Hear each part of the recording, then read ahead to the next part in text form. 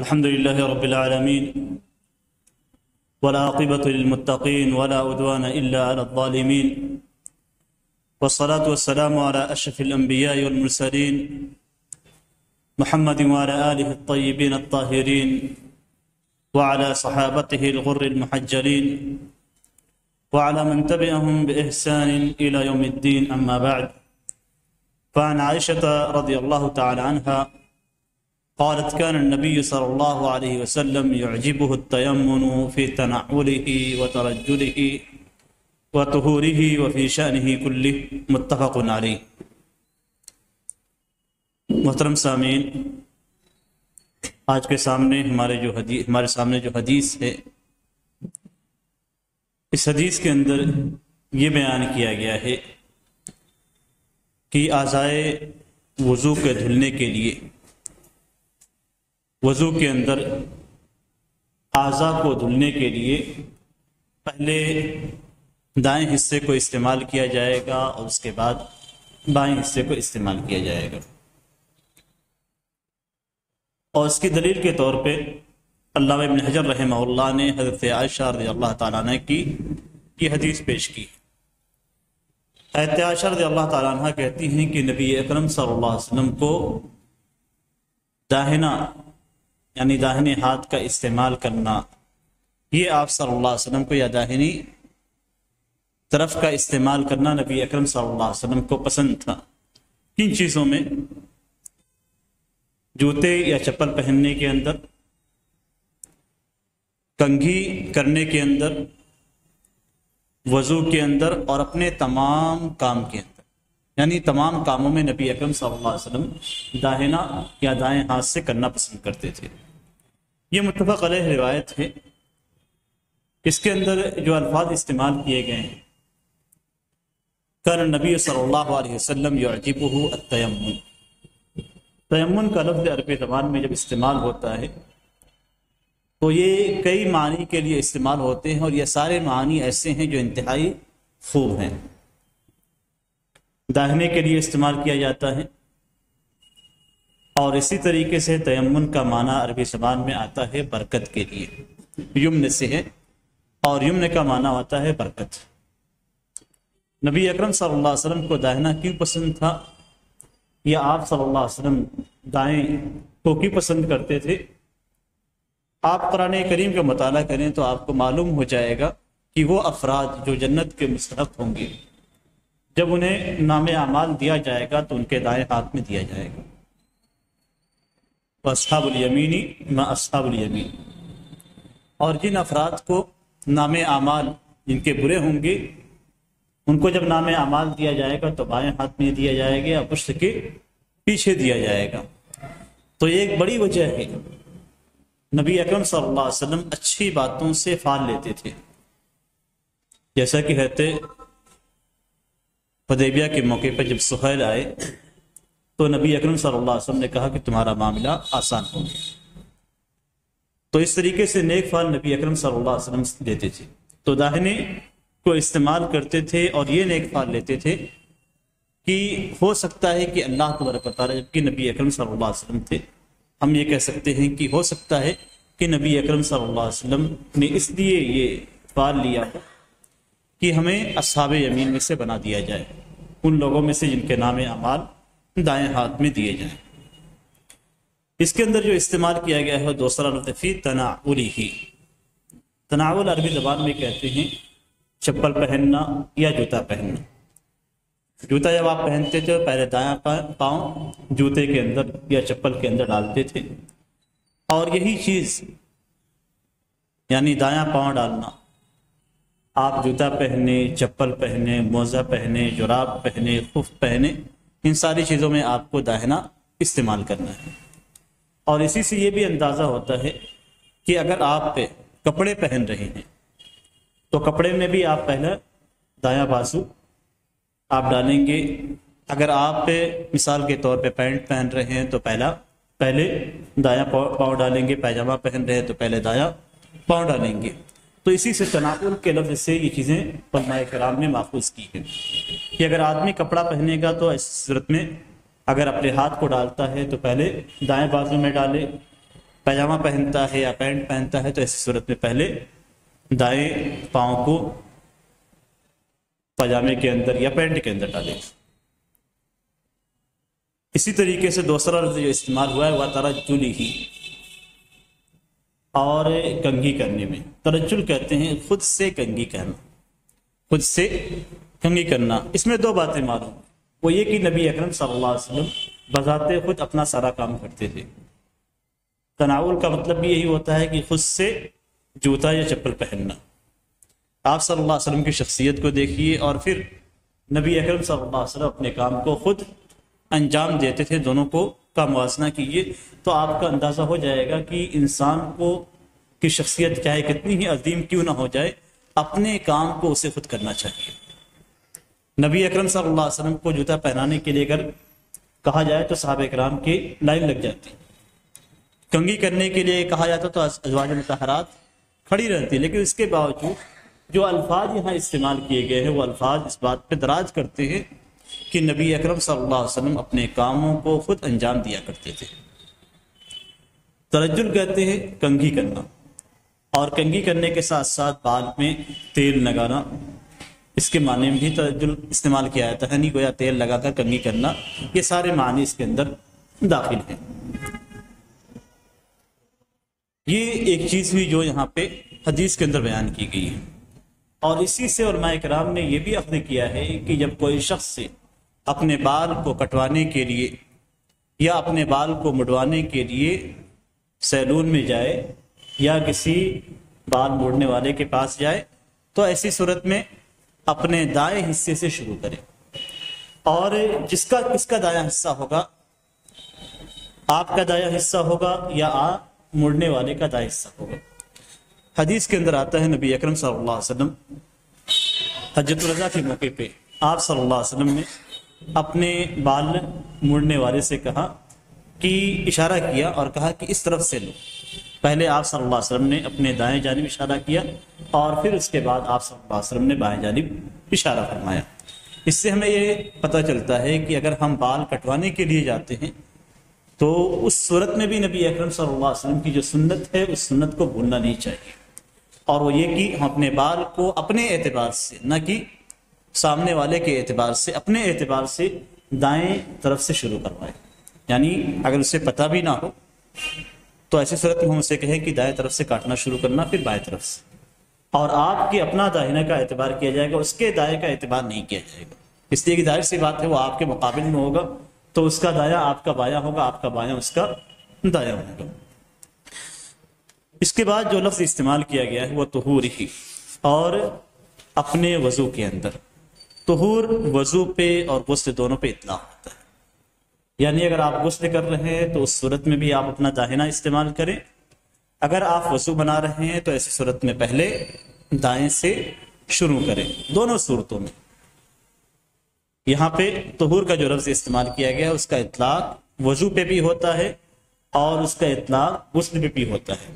تو غسل کے اندر بھی جب آپ غسل کرنا شروع کریں اور سر پہ پانی ڈالنا ہے تو پہلے دائیں جانب ڈالیں، اس کے بعد بائیں جانب. جسم پہ ڈالتے ہیں تو جس میں پہلے دائیں جانب اور اس کے بعد پھر بائیں جانب آپ پانی کو ڈالیں.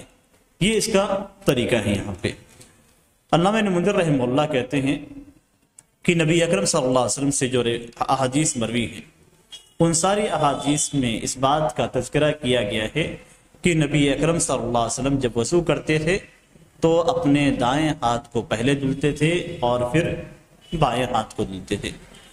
اور یہی وہ طریقہ ہے جسے وضو کرنے والے کو اختیار کرنا چاہیے.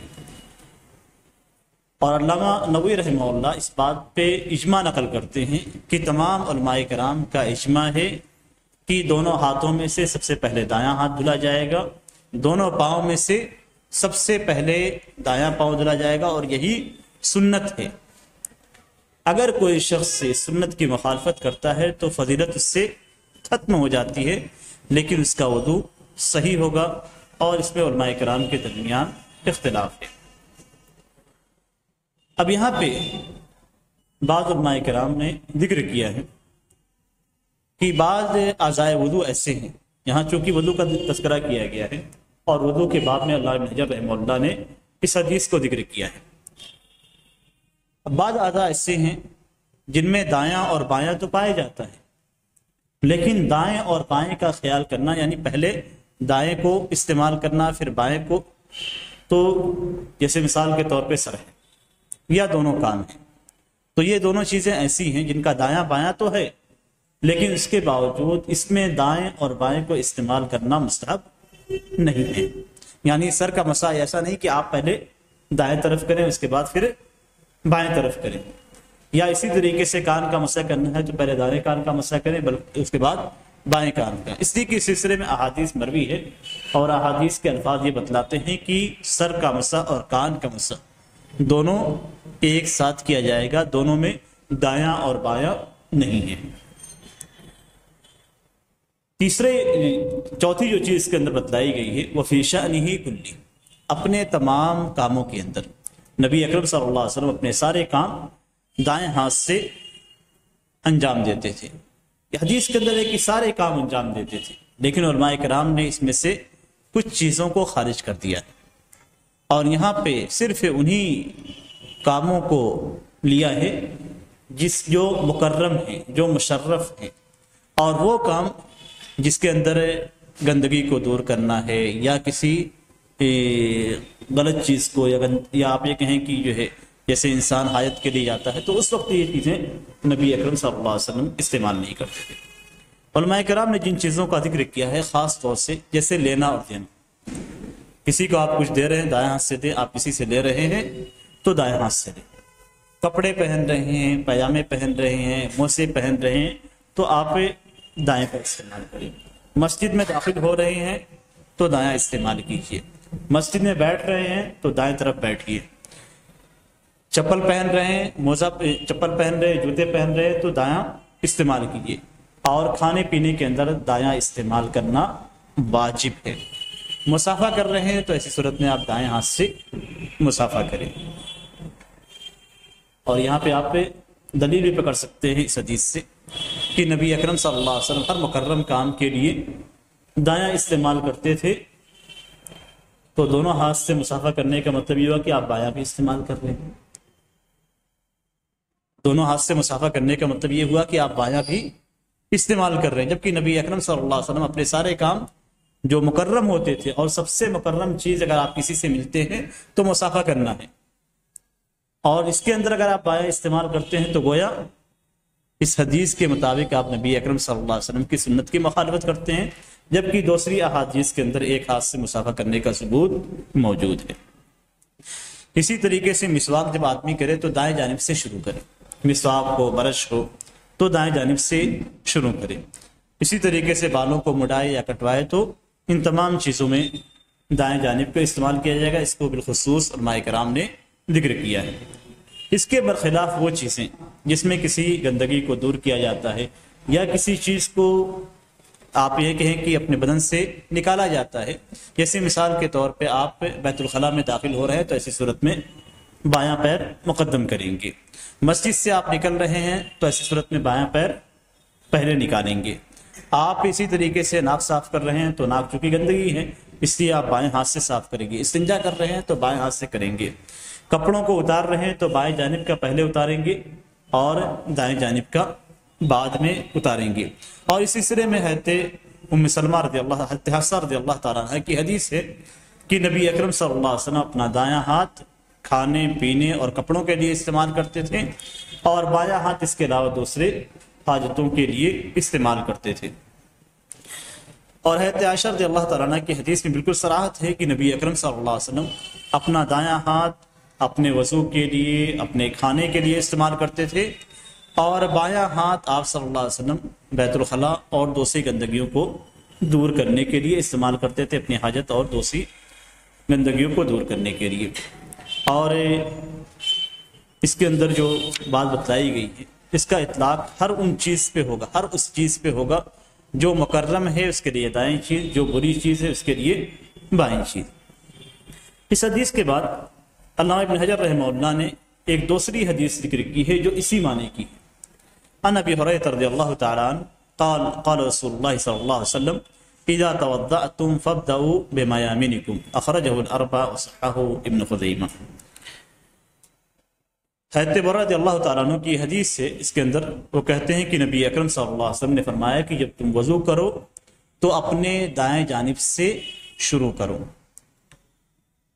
پچھلی جو حدیث تھی بالکل عام تھی، ساری چیزوں میں، وضو کے اندر، غسل کے اندر، پہننے میں، اور اسی طریقے سے دوسرے سارے معاملات سے متعلق تھی، لیکن یہ حدیث خاص ہے وضو سے، خاص ہے وضو کے ساتھ۔ اس حدیث کے اندر یہ بتلایا گیا ہے کہ جب تم وضو کرو تو ایسی صورت میں اپنے دائیں طرف سے شروع کرو، اور دائیں طرف کا مطلب یہ ہوتا ہے کہ جب آپ ہاتھ دھلنا شروع کرتے ہیں تو پہلے دایاں ہاتھ دھلیے، پھر بایاں دھلیے، پیر دھلنا شروع کرتے ہیں تو ایسی صورت میں پہلے دایاں دھلیے اور اس کے بعد بایاں دھلیے۔ اس حدیث کے بارے میں اگرچہ علماء کرام کے درمیان تھوڑا سا اختلاف ہے، لیکن حقیقت یہ ہے کہ یہ حدیث صحیح ہے۔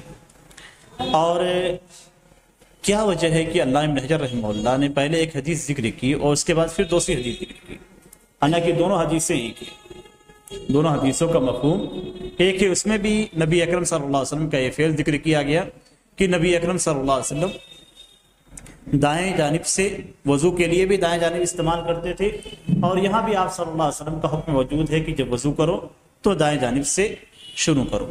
اصل میں علامہ ابن حجر رحمہ اللہ جب کسی حدیث کو ذکر کرتے ہیں، ایک ہی مفہوم کی دو حدیثوں کو، تو ایسی صورت میں اس کا جو کوئی نہ کوئی خاص مقصد ہوتا ہے، اور یہاں پہ مقصد یہ ہے کہ پچھلی جو حدیث تھی وہ نبی اکرم صلی اللہ علیہ وسلم کی فعلی حدیث تھی، یعنی آپ صلی اللہ علیہ وسلم کے عمل کو بتلا رہی تھی، اور نبی اکرم صلی اللہ علیہ وسلم کا ہر عمل واجب نہیں ہے، ہر عمل واجب نہیں، نبی اکرم صلی اللہ علیہ وسلم کا ہر عمل امت کے لیے واجب نہیں ہے۔ تو کوئی شخص یہ کہہ سکتا ہے کہ نبی اکرم صلی اللہ علیہ وسلم نے اپنے وضو کے لیے دائیں طرف کو استعمال کیا، یہ واجب نہیں ہے، سنت ہے، مستحب ہے۔ اب اس چیز کو، اس اعتراض کو ختم کرنے کے لیے علامہ ابن حجر رحمہ اللہ نے قولی حدیث ذکر کی، یعنی نبی اکرم صلی اللہ علیہ وسلم کے فرمان، اور جب فرمان نبی اکرم صلی اللہ علیہ وسلم کا آ جاتا ہے اور اس میں حکم موجود ہوتا ہے تو ایسی صورت میں وہ واجب ہے۔ تو اس مقصد کے تحت نبی اکرم علامہ ابن حجر رحمہ اللہ نے نبی اکرم صلی اللہ علیہ وسلم کی یہ حدیث جو حضرت برہ رضی اللہ تعالیٰ عنہ سے مروی ہے اس کو ذکر کیا، تاکہ کوئی یہ نہ کہہ سکے کہ وہ نبی اکرم صلی اللہ علیہ وسلم کی سنت تھی، اگر کسی نے سنت کی مخالفت کر لی تو کوئی حرج کی بات نہیں ہے۔ یہ بتلانا مقصود ہے اس حدیث سے کہ دائیں طرف سے شروع کرنا ہی واجب ہے، اور اگر کوئی شخص بائیں طرف سے وضو کرتا ہے تو ایسی صورت میں گویا وہ واجب کو چھوڑ رہا ہے، اس کا وضو باطل ہو جائے گا۔ دونوں حدیثوں کو ذکر کرنے کے بعد، حالانکہ ایک ہی حدیث کافی تھی، پچھلی جو حدیث تھی وہ کافی تھی، اور چونکہ نبی اکرم صلی اللہ علیہ وسلم قرآن کی تفسیر کرنے والے مفسر ہیں، آپ کا ہر عمل قرآن کی تفسیر ہے، تو جو آیت کے اندر ذکر کیا گیا فَاغْسِلُوا وُجُوهَكُمْ وَأَيْدِيَكُمْ کہ اپنے ہاتھوں کو دھلو، تو اس کی تفسیر نبی اکرم صلی اللہ علیہ وسلم نے اپنے عمل کے ذریعے سے بتلا دی ہے۔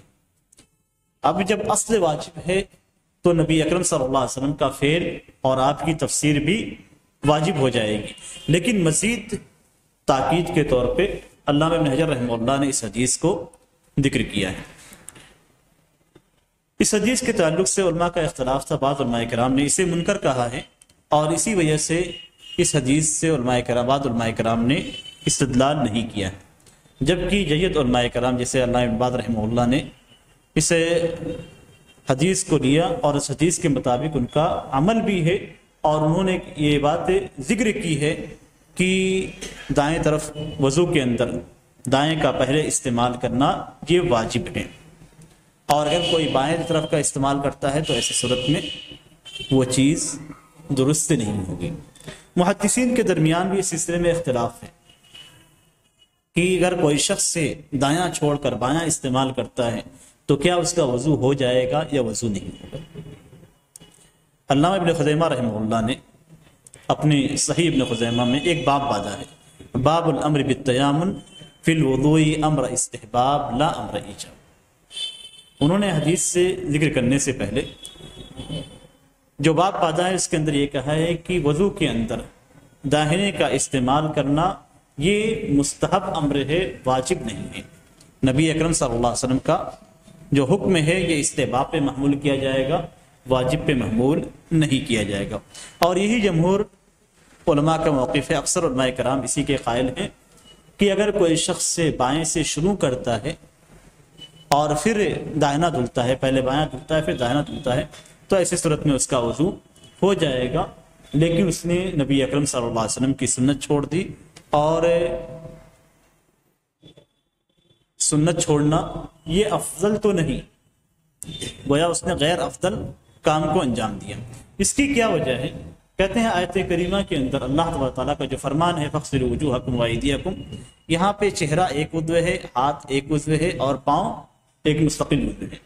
تو اگر عضو کے اندر دایاں اور بایاں کر دیتا ہے تو ایسی صورت میں کوئی حرج کی بات نہیں ہے، آیت کریمہ کے مطابق اس کا عمل ہو جائے گا۔ لیکن افضل یہی ہے کہ آدمی دائیں کو استعمال کرے، بائیں کو استعمال نہ کرے۔ ہمارے سامنے تیسری حدیث ہے، وعن المغیرۃ بن شعبہ ان النبی صلی اللہ علیہ وسلم توضأ فمسح بناصیته وعلى الامامة والخفین۔ اس حدیث کے اندر پیشانی پہ مسح کرنے کا ذکر ہے۔ پیشانی سے مراد ہماری یہ پیشانی نہیں ہے، بلکہ ناسیہ کا لفظ جب عربی زبان میں استعمال کیا جاتا ہے تو ایک دوسرے معنی میں استعمال کیا جاتا ہے۔ عام طور سے جو ترجمہ ہمارے یہاں کیا جاتا ہے علماء کرام بھی کرتے ہیں تو پیشانی سے کرتے ہیں، پیشانی سے مراد نہیں ہے۔ حدیث کے اندر حضرت مغیرہ بن شعبہ رضی اللہ تعالیٰ عنہ کہتے ہیں کہ نبی اکرم صلی اللہ علیہ وسلم نے وضو کیا اور اپنے ناسیہ پہ، یعنی جس کا ترجمہ عام طور سے اردو میں پیشانی سے کیا جاتا ہے، اس پہ مسح کیا، اور آپ نے پگڑی پہ مسح کیا اور دونوں خف پہ مسح کیا۔ اب اس حدیث کو علامہ ابن حجر رحمہ اللہ نے جو ذکر کیا ہے، اس کی جو وجہ ہے وہ یہ کہ مسح کا سب سے پہلی چیز ہے کہ سر کا مسح کا ذکر یہاں پہ کیا گیا ہے۔ اب یہاں پہ فمسح بناصیتہ، حدیث کے اندر کہا گیا ہے کہ آپ نے اپنی پیشانی پہ مسح کیا۔ ناصیہ کا لفظ عربی زبان میں جو استعمال ہوتا ہے وہ بال کا اگلا حصہ، بال کا اگلا حصہ یہ ناصیہ کہلاتا ہے۔ بال کے شروع کے جو حصے ہوتے ہیں یہ ناصیہ کا اس پہ اطلاق ہوتا ہے، یعنی نواسی عربی زبان میں اس کی جمع استعمال ہوتی ہے، نواسی، جو کہ قرآن کے اندر بھی ذکر ہے کہ ان کی بال کے اگلے حصوں کو نواسی، جسے ہم عام طور سے ترجمے میں پیشانی کہتے ہیں، پیشانی کا حصہ یہ کہلاتا ہے۔ پیشانی کا حصہ بال سے نیچے کا حصہ ہے، اور نواسی کا حصہ سر کے بال کا اگلا حصہ ہے۔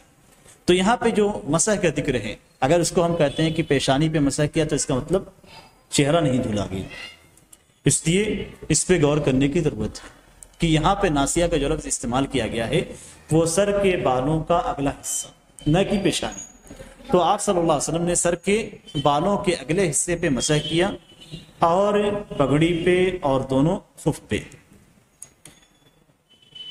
وجہ کیا تھی کہ آپ صلی اللہ علیہ وسلم نے سر کے اگلے حصے پہ مسح کیا؟ اس لیے کہ پگڑیاں جب باندھی جاتی ہیں تو مختلف انداز کی باندھی جاتی ہیں۔ بعض پگڑیاں ہوتی ہیں جو چہرے کے اوپری حصے کو گھیر لیتی ہیں، اگر چہرے کے اوپری حصے کو پگڑیاں گھیری ہوئی ہیں تو ایسی صورت میں دھلتے ہوئے پگڑیوں کو آپ کو اوپر کرنا ہوگا ہر صورت میں، اس لیے کہ چہرے کو دھلنے کا حکم دیا گیا ہے، چہرے پہ مسح نہیں ہے، چہرے پہ مسح نہیں ہے۔ تو چہرے پہ مسح نہیں ہے تو دھلنے کا جب حکم ہے تو ایسی صورت میں اگر آپ کے چہرے کے کسی بھی حصے پہ پگڑی ہے تو اس پگڑی کو آپ کو پیچھے سرکانا ہو، پہلی چیز یہ ہوگی۔ دوسری یہ کہ مسح کا تعلق کہاں سے؟ مختلف قسم کی پگڑیاں باندھی جاتی ہیں، ہمارے ہندوستان کے اندر بھی بہت سارے جگہوں پہ الگ الگ انداز کی پگڑیاں باندھی جاتی ہیں۔ تو پگڑیاں کبھی کبھی ایسی ہوتی ہیں جو چہرے پہ آئی ہوتی ہیں، بعض پگڑیاں صرف اوپر ہوتی ہیں۔ نبی اکرم صلی اللہ علیہ وسلم کی جس پگڑی کا یہاں پہ ذکر ہے اور مسح کا جو طریقہ یہاں پہ بتلایا گیا ہے، اس سے یہ معلوم ہوتا ہے کہ نبی اکرم صلی اللہ علیہ وسلم نے جب پگڑی باندھی تو آپ کے سر کے اگلے بال کھلے ہوئے تھے، اس لیے کہ اگر بال نہیں کھلے ہوتے تو پھر پگڑی پہ مسح کرنا ہی کافی تھا، اگلے حصے پہ مسح نہیں کرتے۔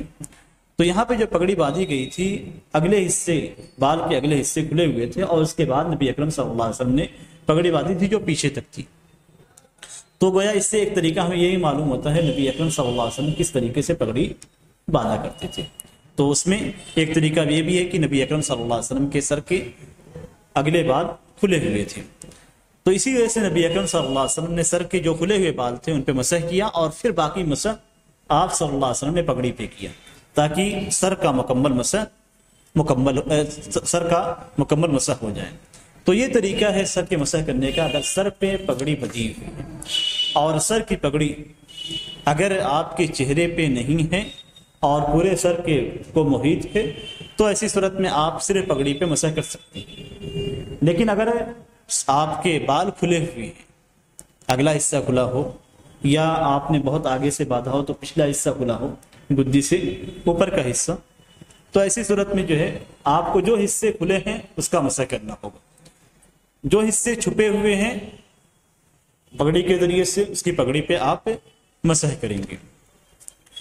اسی لیے علماء کرام نے یہاں پہ ایک حدیث ذکر کی ہے، اور وہ ایک بات ذکر کی ہے علامہ ابن قیم رحمہ اللہ نے، کہتے ہیں کہ نبی اکرم صلی اللہ علیہ وسلم سے کسی بھی ایک حدیث میں یہ ثابت نہیں ہے کہ نبی اکرم صلی اللہ علیہ وسلم نے اپنے بعد سر کا مسح کیا، اپنے بعد سر کا مسح کیا، یعنی ایسا نہیں ہے، کہیں بھی کسی بھی حدیث کے اندر نہیں ہے کہ نبی اکرم صلی اللہ علیہ وسلم نے صرف پیشانی پہ مسح کر لیا ہو، بال کے اگلے حصے پہ مسح کر لیا ہو اور پگڑی کا مسح چھوڑ دیا۔ اور اس سے ہمیں یہ بھی ثابت معلوم ہوتا ہے کہ پورے سر کا مسح کرنا ضروری ہے۔ احناف، بعض شافعیہ جو یہ بات کہتے ہیں کہ اگر سر کے چوتھائی حصے کا یا بعض بالوں کا یا چندے بالوں کا مسح کر لیا جائے تو کافی ہے۔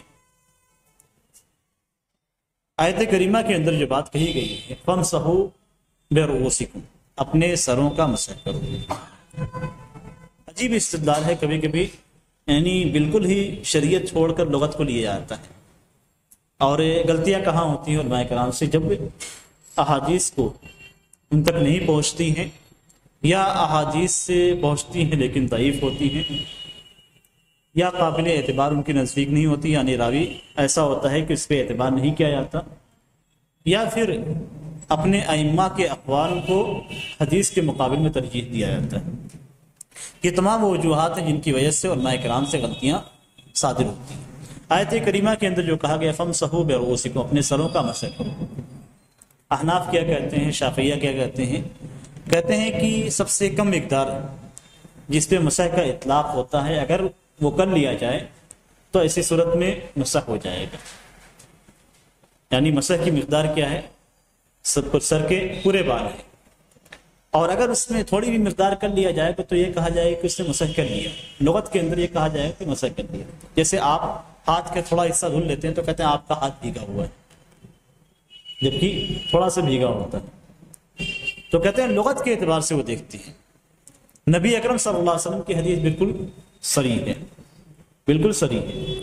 اب آیت کریمہ کی تفسیر نبی اکرم صلی اللہ علیہ وسلم خود کر رہے ہیں، اس کے باوجود اس طرح کے اقوال پہ پابند رہنا یہ غلط ہے، یہ طریقہ غلط ہے۔ اور یہی وجہ ہے کہ احناف اپنی نمازوں کے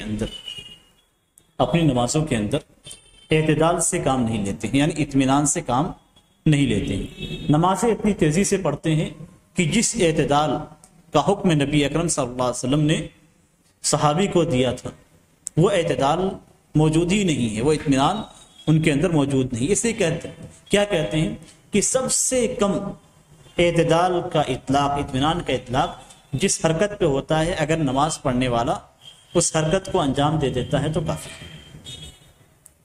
یعنی مثال کے طور پہ آپ تھوڑا سا سیدھے ہوتے ہیں، یعنی ایک سیکنڈ کے لیے بھی اگر آپ سیدھے ہو گئے تو گویا اعتدال ہو گیا، جبکہ اعتدال اسے نہیں کرتے۔ نبی اکرم صلی اللہ علیہ وسلم کی حدیث بالکل صریح ہے کہ ہر ہڈی اپنے مقام کو لوٹ جائے۔ اس صورت میں جس صورت میں کھڑے ہیں تو کھڑے ہونے کی صورت میں جو ہڈی کا مقام ہے، بیٹھنے کی صورت میں، سجدے کی صورت میں، جو بھی صورت ہے، ہر صورت میں اپنے مقام پہ لوٹا۔ تعجب کی بات یہ ہے، تھوڑا سا باہر نکل رہے ہیں ہم لوگ، لیکن تعجب کی بات یہ ہے کہ احناف کے نماز پڑھنے کا جو طریقہ ہے اور اسی طریقے سے شافعیہ یا حنفیہ کے اندر جو مسح کا ذکر کیا گیا ہے کہ سب سے کم مقدار میں اگر مسح کر لیتے ہیں تو جائز ہے، یہ ان کا مذہب نہیں ہے، ان کا مذہب نہیں ہے، ان کے یہاں بھی حدیث کے مطابق عمل کرنا چاہیے، یہ افضل ہے۔ سب سے ہلکی نماز جو ہونی چاہیے ان کے نزدیک وہ یہ نماز جس میں اعتدال بالکل چند سیکنڈ کے لیے، یعنی سب سے گئی گزری نماز جسے آپ کہہ سکتے ہیں اپنی زبان میں، سب سے گئی گزری نماز جو بالکل آخری درجے کی ہو، وہ احناف کا معمول ہے جو وہ پڑھتے ہیں، یعنی اپنے مذہب کے اعتبار سے بھی وہ اس نماز کو ادا نہیں کرتے جو ان کے ہاں مستحب اور افضل ہے، بلکہ اس نماز کو ادا کر رہے ہیں۔ تعجب کی بات ہے، سارے ائمہ یہی کرتے ہیں، وہ اپنے مذہب کے اعتبار سے بھی اس نماز کو ادا نہیں کر رہے ہیں جو ان کے یہاں مستحب اور افضل ہے، جو سنت ہے ان کے یہاں، بلکہ اس نماز کو ادا کر رہے ہیں جو ان کے ہاں سب سے آخری مقام پہ ہے، سب سے آخری مقام پہ۔ اور یہ چیز احناف کے ہاں بہت ساری چیزوں میں بہت سارے مسائل میں پائے جاتے ہیں، اور یہ چیز غلط ہے۔ ہمارے سامنے جب بھی کوئی ایسی بات آئے، کوئی ایسی آیت ہے جس کا مفہوم سمجھنا ہمارے لیے مشکل ہو، تو احادیث کی طرف رجوع کریں گے کہ نبی اکرم صلی اللہ علیہ وسلم کا عمل کیا ہے۔ واجب کی تفسیر اگر نبی کرتے ہیں تو جس طریقے سے کرتے ہیں اس طریقے سے واجب ہے۔ یہ چیز اصول فقہ کی کتابوں میں بہت تفصیل سے ذکر کی گئی ہے کہ اگر کسی چیز کو نبی اکرم صلی اللہ علیہ وسلم بیان کرتے ہیں تو آپ صلی اللہ علیہ وسلم کا بیان، آپ صلی اللہ علیہ وسلم کی وضاحت اس چیز کی اگر واجب ہے وہ چیز تو آپ کا بیان بھی واجب ہے، آپ کی وضاحت بھی واجب ہے۔ اگر وہ مستحب ہے تو یہ مستحب ہے۔ جو حکم اصل کا ہوگا وہی حکم نبی اکرم صلی اللہ علیہ وسلم کی اس تفسیر کا ہوگا۔ یہاں پہ فامسحوا برؤوسکم، اپنے سروں کا مسح کرو، یعنی واجب ہے۔ تو نبی اکرم صلی اللہ علیہ وسلم جو طریقہ اپنائے ہیں اس طریقے کو اپنانا واجب ہے۔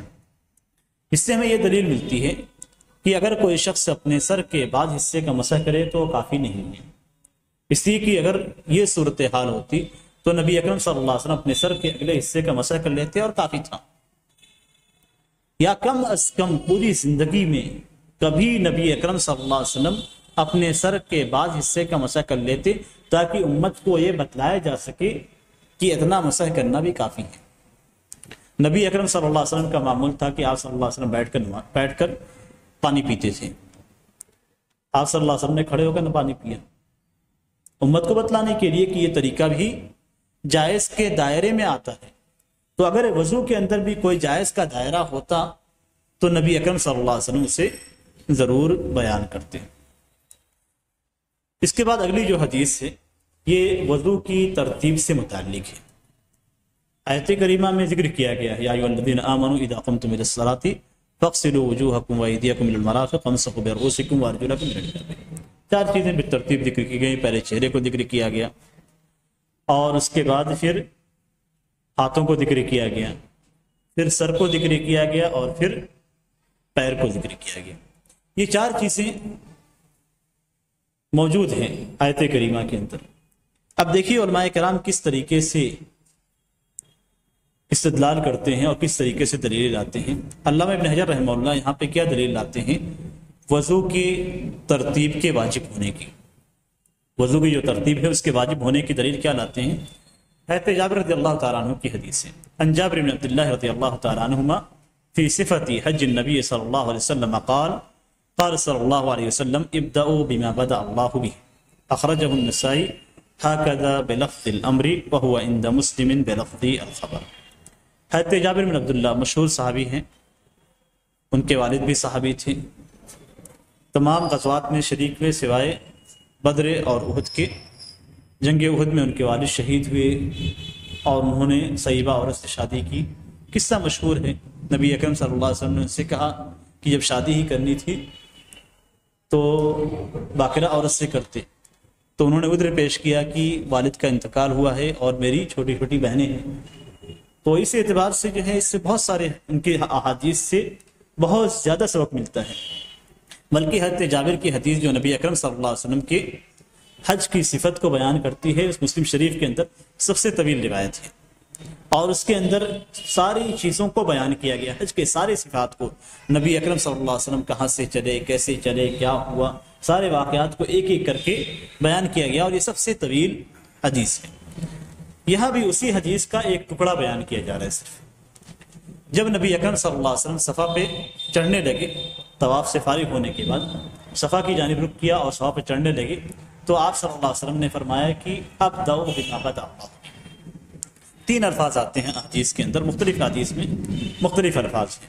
یہاں پہ جو الفاظ ذکر کیے گئے ہیں وہ نسائی کے ہیں، امام مسلم کے الفاظ الگ ہیں اور دوسری کتابوں کے الفاظ الگ ہیں۔ 3 الفاظ ہیں، ایک میں ہے کہ میں شروع کرتا ہوں جس سے اللہ تبارک تعالیٰ نے شروع کیا، دوسرے الفاظ ہیں کہ ہم شروع کرتے ہیں جس سے اللہ تبارک تعالیٰ نے شروع کیا، تیسرا لفظ ہے کہ شروع کرو جس سے اللہ تبارک تعالیٰ نے شروع کیا۔ اللہ تبارک تعالیٰ نے آیت کریمہ کے اندر کیا فرمایا، ان الصفا والمروۃ من شعائر اللہ، تو پہلے صفا کا ذکر کیا، پھر مروہ کا ذکر کیا۔ اسی کی طرف نبی اکرم صلی اللہ علیہ وسلم نے اشارہ کرتے ہوئے فرمایا کہ ہم شروع کرتے ہیں جس سے اللہ نے شروع کیا۔ اب وضو کے اندر آپ دیکھیے اللہ تبارک تعالیٰ نے کیا کہا، یا ایھا الذین آمنوا اذا قمتم الی الصلاۃ فاغسلوا وجوہکم۔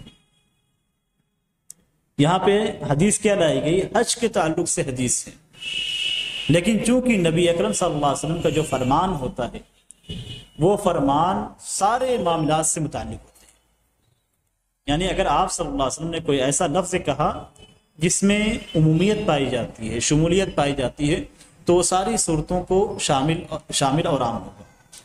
جیسے نبی اکرم صلی اللہ علیہ وسلم نے کہا کہ شروع کرو جس سے اللہ نے شروع کیا، یہ نہیں کہا کہ صفا مروہ کے تعلق سے، صرف یہ کہا کہ جس سے اللہ نے شروع کیا اس سے شروع کرو۔ تو اب جہاں بھی اللہ تبارک تعالیٰ کا فرمان وارد ہوگا اور وہاں پہ ترتیب ہوگی تو وہاں پہ ہم اس ترتیب کا خیال رکھیں گے، اس لیے کہ نبی کا فرمان ہے کہ جس سے اللہ نے شروع کیا اس سے ہم بھی شروع کریں۔ وضو کے اندر اب آ جائیے، وضو کے اندر اللہ تبارک تعالیٰ نے سب سے پہلے چہرے کا ذکر کیا، تو چہرے کا جب ذکر کیا تو اس کا مطلب سب سے پہلے ہم چہرے سے شروع کریں گے۔ تو گویا اسی کو ذکر کرنے کے لیے اللہ حضرت جابر رضی اللہ تعالیٰ عنہ کی اس حدیث کو علامہ ابن حجر رحمہ اللہ نے ذکر کیا۔ تو مختلف مقامات سے علماء کرام اس طریقے سے استدلال کرتے ہیں، کبھی کبھی ایسا ہوتا ہے کہ حدیث کسی خاص مسئلے سے متعلق ہوتی ہے لیکن اس کے الفاظ عام ہوتے ہیں، اب ایک کب علم شخص یہ سمجھتا ہے کہ یہ حدیث اسی کے ساتھ خاص ہے، ایسا نہیں ہوتا، اور اسی کو اصولی زبان میں کہا جاتا ہے عبرہ بعموم اللفظ لا بخصوص، کہ لفظ کے عموم کا اعتبار کیا جائے گا، سبب کے خاص ہونے کا اعتبار نہیں کیا جائے کہ آپ صلی اللہ علیہ وسلم نے کہاں پہ کس اعتبار سے کہا تھا۔ اور اسی کی ایک مثال اور ہے، نبی اکرم صلی اللہ علیہ وسلم کے پاس جب صحابہ کرام آئے، جو مشہور واقعہ ہے کہ صحابہ کرام ایک بستی سے گزرے تو انہوں نے وہاں پہ ضیافت طلب کی، بستی والوں نے ضیافت نہیں کی، تو اس کے بعد بستی کا جو سردار تھا اس کو بچھو نے یا سانپ نے ڈس دیا، تو اس کے بعد وہ لوگ آئے صحابہ کرام کے پاس اور صحابہ کرام سے کہا کہ کیا تم میں کوئی ایسا شخص ہے جو جھاڑ پھونک کرتا ہے؟ تو صحابہ کرام نے کہا کہ ہاں ہے، ہم جھاڑ پھونک کریں گے، لیکن ہماری شرط یہ ہے کہ تم نے ہماری ضیافت نہیں کی تھی، اس لیے ہمیں اتنی بکریاں تم نے ہمیں دے گی۔ پھر صحابہ کرام نے حضرت ابو سعید خدری رضی اللہ تعالیٰ عنہ کی حدیث ہے کہ انہوں نے جھاڑ پھونک کی اور اس کے بعد یعنی سورہ فاتحہ پڑھا اور وہ چیز ختم ہو گئی، بکریاں دی گئی، صحابہ کرام لے کر آئے، اور آخر میں نبی اکرم صلی اللہ علیہ وسلم کے بعد جب حاضر ہوئے تو نبی اکرم صلی اللہ علیہ وسلم نے فرمایا کہ ان احق ما اخذتم علیہ اجرا کتاب اللہ تبارک و تعالیٰ کی کتاب قرآن مجید پہ سب سے زیادہ حقدار ہے کہ اس پہ اجرت لی جائے۔ یہ الفاظ نبی اکرم صلی اللہ علیہ وسلم کے تھے کہ قرآن کریم پہ اجرت لینا سب سے زیادہ، قرآن کریم سب سے زیادہ حقدار ہے کہ آپ اس کی تعلیم پہ، اس کی کتابت پہ، اس پہ ساری چیزوں پہ اجر لیں۔ اب بعض افراد ایسے ہیں جو یہ کہتے ہیں کہ یہ خاص ہے اس واقعے کے ساتھ کہ اگر کوئی رقیہ کرتا ہے تو ایسی صورت میں جو ہے اس کے لیے لینا جائز ہے، اگر کوئی دینی تعلیم دیتا ہے تو اس کے لیے لینا جائز نہیں۔ نبی اکرم صلی اللہ علیہ وسلم کے الفاظ کیا ہیں کہ اللہ کی کتاب سب سے زیادہ حقدار ہے کہ تم اس پہ اجر دو، یہ الفاظ ہیں۔ اب جہاں بھی جو بھی جس کا بھی تعلق ہوگا، آپ قرآن کریم لکھ رہے ہیں اس پہ اجرت لے سکتے ہیں، قرآن کریم چھاپ رہے ہیں اس پہ اجرت لے سکتے ہیں، قرآن کریم کے کوئی بھی کام کرے اٹھا کے کہیں پہنچا رہے ہیں اس پہ اجرت دے سکتے ہیں. ساری چیزوں پہ جو بھی قرآن کریم سے متعلق ہے گویا آپ ایک بہت بڑے کام انجام دے رہے ہیں. یہی تو مقصد ہوا کہ اللہ کی کتاب سب سے زیادہ حقدار ہے. اس کا مطلب یہ کہ آپ سب سے نیک کام انجام دے رہے ہیں. تو آپ تعلیم دیتے ہیں، اس کو پڑھاتے ہیں، اس کی دعوت دیتے ہیں، یا آپ اس کا درس دیتے ہیں، تو یہ ساری چیزیں ایسی ہیں جس پہ آپ اجرت لے سکتے ہیں. یہ نبی اکرم صلی اللہ علیہ وسلم فرمان ہے. اب اگر کوئی کہتا ہے کہ یہ صرف خاص ہے رقیے کے ساتھ، تو گویا اس نے شرعی دلیلوں کا جو تعلق ہے، اس کے اندر جو گہرائی ہے، اس گہرائی کو اس نے سمجھا ہی نہیں. یہاں بھی یہی بات ہے کہ نبی اکرم صلی اللہ علیہ وسلم نے کہاں پہ ذکر کیا؟ حج کے موقع سے. علامہ ابن حجر رحمہ اللہ کہاں ذکر کرتے ہیں؟ علامہ فقیہ ہیں، محدث ہیں، اور کہاں پہ ذکر کرتے ہیں؟ جن کی کتاب سب سے معتبر اور جن کے یعنی شرح سب سے عمدہ شرح مانی جاتی ہے فتح الباری کے نام سے. کہاں پہ ذکر کرتے ہیں؟ وضو کے باب میں. کس حدیث کو ذکر کرتے ہیں؟ جو حج کے تعلق سے کہی گئی. تو دونوں کے اندر مناسبت کیا ہے کہ الفاظ کا اعتبار کیا جائے. الفاظ اگر خاص عام ہیں تو ایسی صورت میں ساری حالات کے لیے عام ہوں گے. وضو کے اندر، دوسری جگہوں پہ، جہاں بھی رہے گا اللہ تعالیٰ نے جس سے شروع کیا اسی سے ہم شروع کریں گے. تو یہاں بھی اسی مقصد کے تحت انہوں نے ذکر کیا ہے کہ جس سے اللہ نے شروع کیا اسی سے ہم بھی شروع کریں گے. اب ترتیب کے اندر وضو کی جو ترتیب ہے اس کی 3 قسمیں ہیں. فرد اور فرد کی ترتیب، یعنی 2 فرد کی ترتیب، جیسا کہ قرآن کے اندر مذکور ہے. چہروں کو دھلنا، ہاتھوں کو دھلنا، اس کے بعد پھر سر اور پیر کا. اب دونوں ہاتھوں کو چہرے کے بعد دھلنا یہ ضروری ہے یا ضروری نہیں ہے، یہ اصل اختلافی مسئلہ ہے علماء کرام کے درمیان. اسی طریقے سے دوسری جو ترتیب ہے وضو کے اندر 2 مسنون کاموں کے درمیان ترتیب دینا، جیسے مثال کے طور پہ کلی کرنا اور ناک میں پانی ڈالنا. جو لوگ کہتے ہیں کہ یہ دونوں چیزیں سنت ہیں ان کے نزدیک یہ ترتیب بنتی ہے.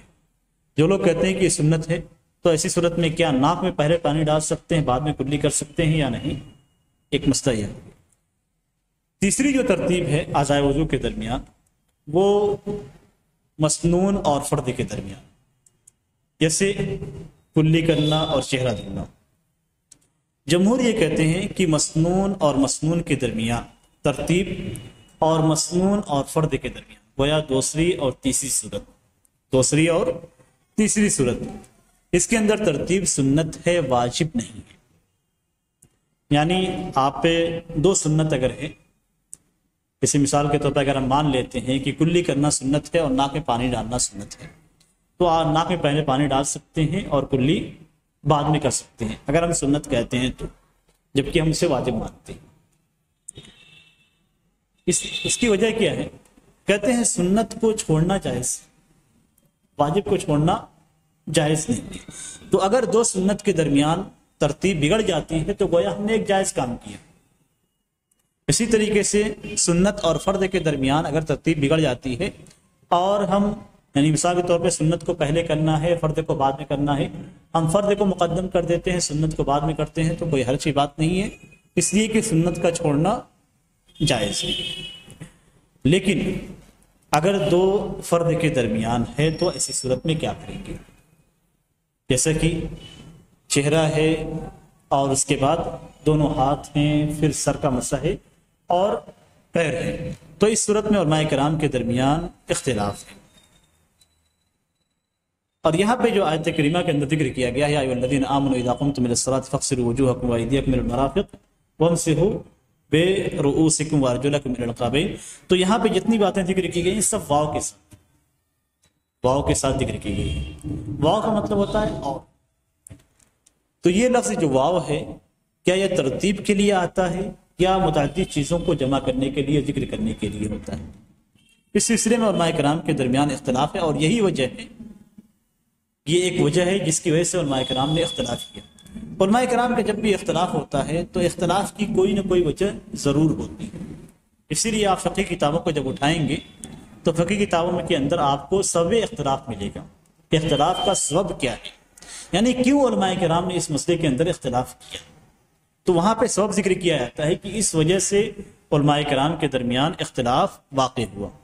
تو ایک جو سبب ہے وہ واو کے اندر، واو کے بارے میں اختلاف ہے علماء لغت کے درمیان، علماء شریعہ کے درمیان، کہ واو یہ جمع کے لیے استعمال ہوتا ہے، یعنی متعدد چیزوں کو اکٹھا ذکر کرنے کے لیے، یا یہ ترتیب کے لیے ہوتا ہے کہ پہلے اس کو ذکر کیا گیا، پھر اس کو ذکر کیا گیا، پھر اس کو ذکر کیا گیا۔ مثال کے طور پہ جیسے کہا جائے کہ زید اور عمرو آئے، زید اور عمرو آئے، تو اب زید پہلے آیا اور اس کے بعد عمرو آیا، یا صرف مقصد یہ ہے کہ ذکر کرے کہ دونوں کی دونوں آ گئے۔ تو یہاں پہ کیا مقصد اللہ تبارک تعالیٰ کہ یہ ہے کہ ترتیب کے ساتھ پہلے چہرہ دھلا جائے، پہلے چہرے کا ذکر ہے، پھر ہاتھوں کا ذکر ہے، تو اس کے بعد ہاتھ دھلا جائے، پھر اس کے بعد سر مسح کیا جائے، پھر پیر دھلا جائے، یا یہ مقصد ہے کہ ان چاروں چیزوں کو دھلا جائے جیسے بھی دھلا جائے۔ تو یہ سب اختلاف ہے پہلا۔ دوسرا یہ کہ نبی اکرم صلی اللہ علیہ وسلم کے جو افعال ہیں، آپ صلی اللہ علیہ وسلم کے جو اعمال ہیں، انہیں ہم سنت پہ محمول کریں گے یا واجب پہ محمول کریں گے، اس لیے کہ نبی اکرم صلی اللہ علیہ وسلم سے یہ ثابت ہے کہ آپ صلی اللہ علیہ وسلم نے بالترتیب وضو بنایا۔ کسی بھی حدیث میں نہیں ہے کہ آپ صلی اللہ علیہ وسلم نے پہلے پاؤں کو دھلا یا پہلے سر کو دھلا۔ جو ترتیب ذکر ہے وہ ساری احادیث میں ایک ہی ترتیب ذکر ہے، اس طریقے سے ہم وضو بناتے ہیں۔ اسی لیے علماء کرام کا اختلاف ہے، اور علماء کرام کا پہلا قول یہ ہے کہ ترتیب واجب ہے، ترتیب واجب ہے۔ ترتیب واجب ہونے کا مطلب یہ ہوا کہ اگر کوئی شخص پہلے ہاتھ دھل لیتا ہے یونیوں تک، اس کے بعد چہرہ دھلتا ہے تو اس کا وضو باطل ہے۔ ترتیب جو قرآن کے اندر ذکر کی گئی وہ ترتیب واجب ہے، پہلے آپ کو چہرہ دھلنا ہے، اس کے بعد پیونیوں تک ہاتھ دھلنا ہے، پھر اس کے بعد سر کا مسح کرنا ہے، پھر دونوں پاؤں کو دھلنا ہے۔ اور اس کی دلیل آیت کریمہ ہے جس کے اندر ترتیب بیان کی گئی ہے۔ دوسری یہ کہ نبی اکرم صلی اللہ علیہ وسلم نے جتنی بھی کیفیت ذکر کی گئی اور جتنے بھی صحابہ کرام رضی اللہ تعالیٰ عنہ نے آپ صلی اللہ علیہ وسلم کے وضو کی کیفیت کو ذکر کیا، سب نے بالترتیب ذکر کیا۔ تو بالترتیب ذکر کرنے کا مطلب یہ ہوا کہ نبی اکرم صلی اللہ علیہ وسلم آیت کی تفسیر کر رہے ہیں، اور آیت کے اندر جو حکم دیا گیا ہے اس حکم کا تقاضا یہ ہے کہ نبی اکرم صلی اللہ علیہ وسلم کا فعل بھی اور آپ کا عمل بھی واجب ہے۔ دوسرا قول یہ ہے کہ ترتیب واجب نہیں ہے، اگر کوئی شخص کسی عضو کو دوسرے عضو پہ مقدم کر دیتا ہے تو اس کا وضو مکمل ہے، اس کا وضو مکمل ہے، بس اس نے سنت چھوڑ دی، نبی اکرم صلی اللہ علیہ وسلم کی جو سنت تھی اس کو چھوڑ دیا۔ ان کے پاس بھی کئی دلیلیں، حضرت ربیہ بنت معوذ کی حدیث ہے جس میں وہ نبی اکرم صلی اللہ علیہ وسلم کے وضو کی کیفیت کو بیان کر رہی ہیں، کہتی ہیں فغسل کفیہ ثلاثا ووضأ وجہہ ثلاثا، کہ آپ صلی اللہ علیہ وسلم نے اپنے دونوں ہتھیلیوں کو 3 بار دھلا، اپنے چہرے کو 3 بار دھلا۔ اس کے بعد کیا لفظ استعمال کرتے ہیں، ومضمض واستنشق مرة، آپ نے ایک بار کلی کی اور ایک بار ناک میں پانی ڈالا۔ یہ الفاظ ہیں، دوسرے انہی کی حدیث کے دوسرے الفاظ ہیں کہ آپ صلی اللہ علیہ وسلم نے برتن میں ہاتھ ڈالنے سے پہلے 3 بار اپنے ہتھیلیوں کو دھلا، پھر آپ نے وضو کرتے ہوئے اپنے چہرے کو 3 بار دھلا، اور یہاں پہ الفاظ ہیں پھر آپ نے 3 بار کلی کی، پھر آپ نے 3 بار کلی کی اور 3 بار ناک میں پانی ڈالا۔ یہ پہلی دلیل ان کی رہی۔ دوسری دلیل یہی ہے کہ آیت کریمہ میں جو واو کے ساتھ اور کے ساتھ ذکر کیا گیا ہے یہ ترتیب کے لیے نہیں بلکہ ان سارے اعضاء کا دھلنا مقصود ہے، جیسے بھی دھلا جائے۔ راجح قول یہی ہے کہ اعضاء کا دھلنے میں ترتیب کا خیال رکھنا واجب ہے۔ اگر کوئی شخص سے کسی عضو کو دوسرے عضو سے مقدم کر دیتا ہے جس کو بعد میں دھلنا چاہیے، تو ایسی صورت میں اس کا وضو باطل ہو جائے گا، اسے نئے سرے سے وضو بنانا ہوگا۔ جہاں تک حضرت ربیہ کی حدیث کا تعلق ہے جو پیش کی گئی، اس حدیث کے بارے میں علماء کرام کا موقف یہ ہے کہ وہ حدیث معلول ہے، یعنی ضعیف ہے، اور کسی بھی صحیح حدیث میں نبی اکرم صلی اللہ علیہ وسلم سے اعضائے وضو کی تقدیم یعنی پہلے دھلنے کا ذکر نہیں ملتا ہے۔ اور نبی اکرم صلی اللہ علیہ وسلم کا عمل یہ آیت کریمہ کی وضاحت ہے، اس لیے آیت کریمہ میں جو حکم دیا گیا ہے اسی حکم کے مطابق دھلنا واجب ہوگا۔ اب علماء کرام کے درمیان ایک دوسرا اختلاف ہے، اور وہ یہ کہ کلی اور ناک میں پانی ڈالنا، یہ دو چیزیں ایسی ہیں کہ اگر اس میں یہ اگر چہرے دھلنے پہ مقدم کر دیا جائے یا ان دونوں میں آگے اور پیچھے کر دیا جائے تو ایسی صورت میں کیا وضو کی ترتیب قائم رہے گی یا قائم نہیں رہے گی؟ پہلا قول یہ ہے علماء کرام کا کہ پہلے کلی کرنا اور اس کے بعد ناک میں پانی ڈالنا اور اس کے بعد چہرہ دھلنا یہ مستحب ہے۔ یعنی اگر کوئی شخص پہلے چہرہ دھل لیتا ہے اور بعد میں کلی اور ناک میں پانی ڈالتا ہے تو ایسی صورت میں اس کا وضو ہو جائے گا، لیکن اس نے خلاف افضل خلاف اولا کام کیا۔ دوسرا جو قول ہے کہ پہلے کلی کرنا ہوگا، پھر ناک میں پانی ڈالنا ہوگا اور اس کے بعد چہرہ دھلنا ہوگا، یہی وہ کیفیت ہے جو نبی اکرم صلی اللہ علیہ وسلم سے مروی ہے، اور اسی کیفیت کے مطابق وضو بنانا واجب ہے۔ اور یہی راجح قول ہے، راجح قول یہی ہے کہ اگر کوئی شخص سے پہلے چہرہ دھل لیتا ہے اور پھر بعد میں کلی کرتا ہے اور ناک میں پانی ڈالتا ہے تو اس کا وضو صحیح نہیں ہے۔ اصل میں علماء کرام نے ان سارے مسائل کو کیوں ذکر کیا؟ مثال کے طور پہ کوئی شخص اگر بھول جاتا ہے اور پہلے چہرہ دھل لیتا ہے، پھر اسے یاد پڑتا ہے کہ میں نے کلی نہیں کی یا ناک میں پانی نہیں ڈالا، تو کیا اب وہ ناک میں پانی ڈالے گا اور کلی کرے گا اور ناک میں پانی ڈالے گا تو کافی ہو جائے گا یا نہیں؟ یہ اختلاف ہے اسی وجہ سے۔